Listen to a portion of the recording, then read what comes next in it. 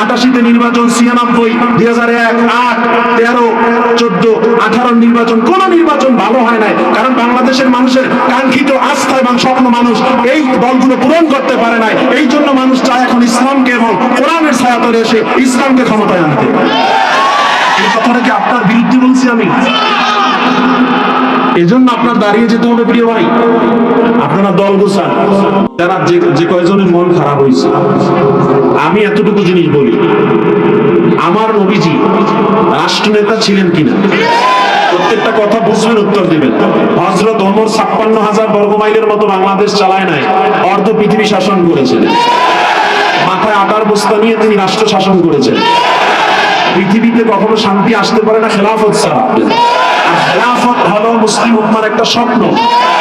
এই স্বপ্নের দিকে আমরা এগিয়ে যাচ্ছি। বাংলাদেশ 2024 ছাত্র, ওলামায়ে কেরাম এবং সর্বস্তরের জনগণের উপস্থিতিতে আমরা একটা স্বাধীন দেশ পেয়েছি। আমরা এখন সুযোগ পেয়েছি আমাদের ইসলামের কথাগুলো সবার মাঝে পৌঁছে দেওয়া। আমরা ইসলামকে নেতৃত্বে আনার ভালো একটা উর্বর সময় পেয়েছি। রেখে যাওয়া ওলামায়ে কেরাম, আমরা হলো ওয়ারিস। আমরা যদি সেই নবীজির কিভাবে তিনি রাষ্ট্র পরিচালনা করেছেন, সমাজ পরিচালনা করেছেন, এগুলো না বলি কে বলবে? হিন্দুর রাম মন্দির থেকে আসবে এই কথা?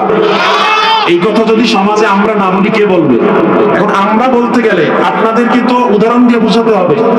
আপনারা বিগত দিনে, আমি এভাবে বলছি যে 12টা নির্বাচন গেছে, এই 12টা নির্বাচন কোন নির্বাচন কারচুপি এবং জালিয়াতিবিহীন কোন নির্বাচন হয় না। তাইলে প্রমাণ হয় যে আমরা আসলে কাঙ্ক্ষিত স্বাধীনতার পরিপূর্ণ স্বাদ পাই নাই। কেমনে পাবো? আমি বলছি এই কোরআনের ছায়াতলে আসলে পাবেন। এই কথাটা কি আমার ভুল হয়ে গেছে? এরপরে আমি বলছি যে আমরা যখন এই কোরআনের ছায়াতলে আসার জন্য সব দলগুলো একটু এক হচ্ছি, কিছু কিছু লোক এটা খুব খারাপ লাগতেছে। কেন? সে কি ইসলামের বাইরের লোক? খারাপ লাগতেছে। ডিরেক্ট মিডিয়ায় আমাদের নিয়ে কথা বলতেছে, মানে জামাতের সাথে ওলামায়ে কেরাম চরমনাইওয়ালারা এক হয়েছে, তার মানে জামাত স্বাধীনতা বিরোধী দল, এর সাথে চরমনাই এক হয়েছে। চরমনাই হলো সাবেক ফেসিবাদীর কি সহযোগী ছিল। যদি সহযোগী থাকতো 4 আগস্ট মুফতি ফয়জুল করিম, মুফতি রেজাউল করিম, তারা কি করেছিল? 4 আগস্ট ঘোষণা এসেছিল যে 5 তারিখ আমরা গণভবন ঘেরাও করব। ফেসিবাদের সহযোগীরা কথা বলতে পারে না। আবার ময়দানে নেমে ফয়জুল করিম গুলির সামনে হেঁটেছে, রেজাউল করিম সহ নেতৃত্বে অনেক লোক গুলির সামনে হাঁটছে। কেন? যদি তারা সহযোগী হতো, ওই তারা বইলা দিত যে গুলি করবা, চরমনা ইসলামী আন্দোলন মানুষের গায়ে যেন না লাগে। এটা কি সম্ভব? তাইলে তারা গুলির সামনে নামছিল, মানে তারা কি ফেসিবাদী সহযোগী ছিল? মেয়র নির্বাচনে আমি নিজে নির্বাচনে ছিলাম বরিশালে, মুফতি ফয়জুল করিম সাহেবকে আঘাত করে ঠোঁট ফেটে রক্তাক্ত করে ফেলেছে আমার চোখের সামনে। যদি চরমনাই ফেসিবাদী সহযোগী হইতো, এতদিনে অন্তত 50টা সিট তাদের দখলে থাকতো। তাহলে আমরা ইসলামপন্থীরা এক হওয়াটা আপনাদের কেন সমস্যা হচ্ছে? আমি বুঝাতে চাইছি 73-এ 79-তে নির্বাচন, 86-তে নির্বাচন, 88-তে নির্বাচন, 96, 2001, 8, 13, 14, 18 নির্বাচন, কোন নির্বাচন ভালো হয় নাই। কারণ বাংলাদেশের মানুষের কাঙ্ক্ষিত আস্থা এবং স্বপ্ন মানুষ এই দলগুলো পূরণ করতে পারে নাই। এই জন্য মানুষ চায় এখন ইসলামকে এবং কোরআনের ছায়াতলে এসে ইসলামকে ক্ষমতায় আনতে।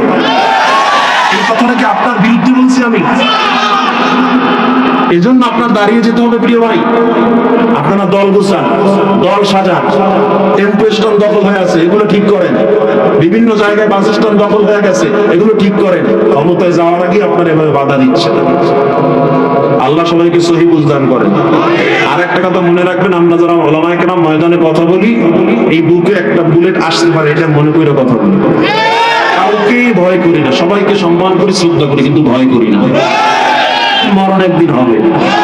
আপনি হাজার কামান, হাজার আঘাত করে আমাকে মারতে পারবেন না আমার তাকদীরে যদি মৃত্যু লেখা না থাকে। আপনি হাজার চেষ্টা করে আমাকে কিচ্ছু করতে পারবেন না। আর আমার যদি মৃত্যু লেখা থাকে, আমি ঘরের কোনায় বইসাও মৃত্যুকে ঠেকাতে পারবো না। এজন্য আমরা মৃত্যুকে আলিঙ্গন করি, মৃত্যুকে সাথে নিয়ে ঘুরি, ভয় পেয়ে চলি। যেই পীররা খানকায় বসে কাজ করতেছে ময়দানে নাই, এরা খুব ভালো। যে ওলামায়ে কেরাম মানুষ সচেতনের জন্য কথা বলবে, এরা খারাপ। যে পীররা মানুষকে সচেতনের জন্য ময়দানে নেমে কথা বলবে, শত্রু হবে, এরা খারাপ। চরমনাই পীর সাহেবরা ময়দানে না নামলে এক দরবারে যে পরিমাণ লোক হয়, এদের কি কোনো ক্ষতি হইতো? ময়দানে নাইমে কাজ করতেছে কি নিজের স্বার্থে? আল্লাহ সবাইকে সহি বুঝ দান করেন। আমি কি আলোচনা একটু চালাবো? চলবে একটু? আল্লাহ সহি বুঝ দান করেন।